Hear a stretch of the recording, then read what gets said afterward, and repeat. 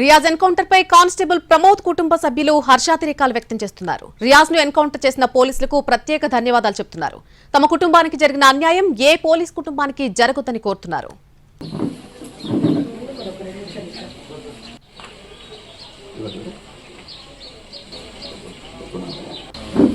Riyaz encounter పై constable Pramod కుటుంబ సభ్యులు హర్షాతిరేకాలు వ్యక్తం చేస్తున్నారు. రియాజ్ ను ఎన్కౌంటర్ చేసినటువంటి పోలీసులకు ప్రత్యేకంగా ధన్యవాదాలు చెబుతున్నారు. తమ కుటుంబానికి జరిగినటువంటి అన్యాయం ఏ పోలీస్ కుటుంబానికి కూడా జరగొద్దని కోరుకుంటున్నారు.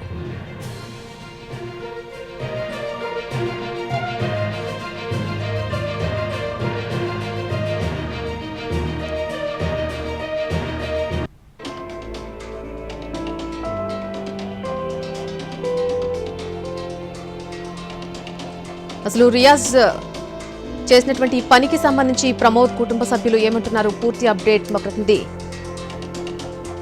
బాలకుమార్ అందిస్తారు. బాలకుమార్, ఆ కుటుంబానికి మాత్రం ప్రమోద్ లేని లోటు తీర్చలేంది. ప్రభుత్వం కుటుంబానికి అండగా ఉంటామని ప్రకటించింది. డీజీపీ భారీ సహాయాన్ని కూడా ప్రకటించారు. కానీ కుటుంబ సభ్యులు మాత్రం ఆవేదనలో ఉన్నారు. ప్రమోద్ చాలా సిన్సియర్గా విధులు నిర్వహించేవాడు.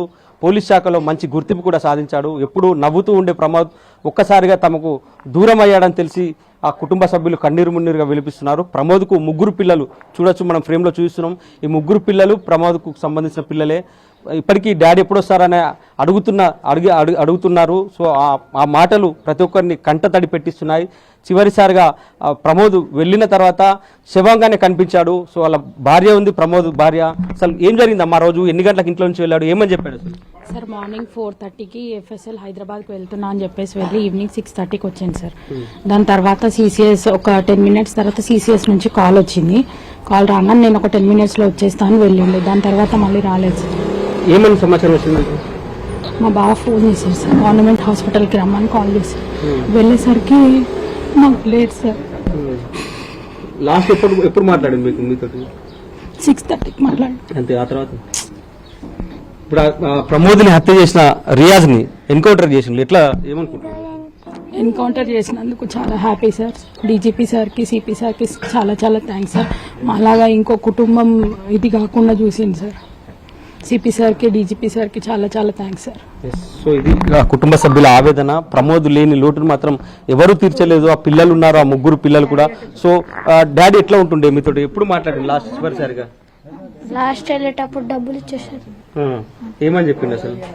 ఏమని చెప్తుండే మీతో? ఎట్లా మాట్లాడుతుండే?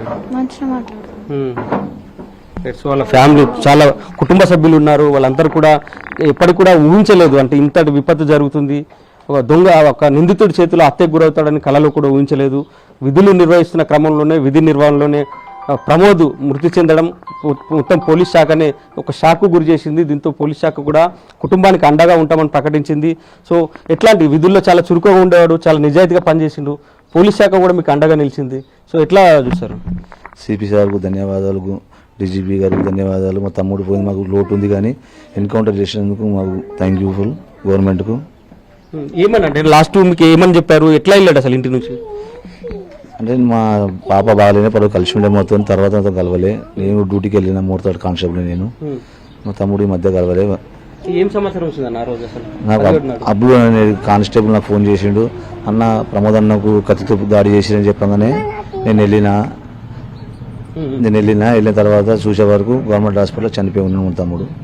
దాని తర్వాత నేను మా ఇంటి వాళ్ళకు, మా మరదలకు, మా అమ్మకు అందరికి ఫోన్ చేసి రమ్మని చెప్పిన. అందరు వచ్చినారు. మా పాప సుఖీబాబు హాస్పిటల్ ఉంటే మా పాపని చూడడానికి అని మా తమ్ముడు వెళ్ళిండు. యాక్చువల్గా హైదరాబాద్ కాదు, నిజామాబాద్ సుఖీబాబు హాస్పిటల్ ఉన్నాడని వెళ్ళిండు. వాళ్ళు ఫోన్ వస్తే సిసిఎస్ వాళ్ళు ఫోన్ చేసిరంట. అప్పుడు ఇద్దరు కలిసి వెళ్ళిరండి. ఏమో నీ దగ్గరకు వచ్చిండు మా అమ్మాయి చివరిసారిగా. బాబాయ్ ఏం చెప్పిండు అసలు? ఏమని వెళ్ళి ఎన్ని గంటలకు కలిసింది లాస్ట్? నైట్ 12 o'clockకి లాస్ట్ కలిసింది మా బాబాయ్. నేను వస్తా అమ్మ, మళ్ళీ నీ దగ్గరకు వస్తా, మార్నింగ్ పిన్ని నేను వస్తా అని అన్నాడు. మళ్ళీ మా బాబాయ్ రాలేడు. మార్నింగ్ తెలియగానే నాతోటి కాలే. మా బాబాయ్ చిన్న ఆపరేషన్ అమ్మ నాకు చెప్పి మా బాబాయ్ లేకుండా పోయిండు.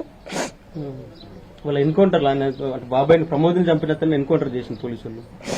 దానికి హ్యాపీగా ఫీల్ అవుతున్నాం, కానీ మా బాబాయ్ మళ్ళీ మాకు రాడు కదా.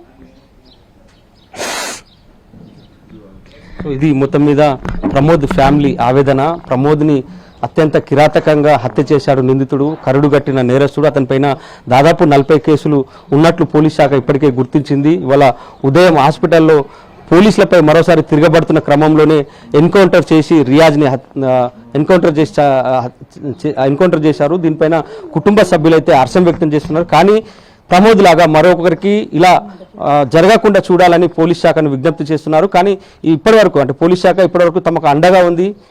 నిందితుని చేతిలో హత్యకు గురైన కుటుంబం మాత్రం ఆవేదనలో ఉంది. ఆయన ప్రమోద్ లేని లోటు ఇంకా తీర్చలేనిది అనేది కుటుంబ సభ్యులు చెప్తున్నారు. సో ఇది ఇక్కడ తాజా అప్డేట్. Over to studio.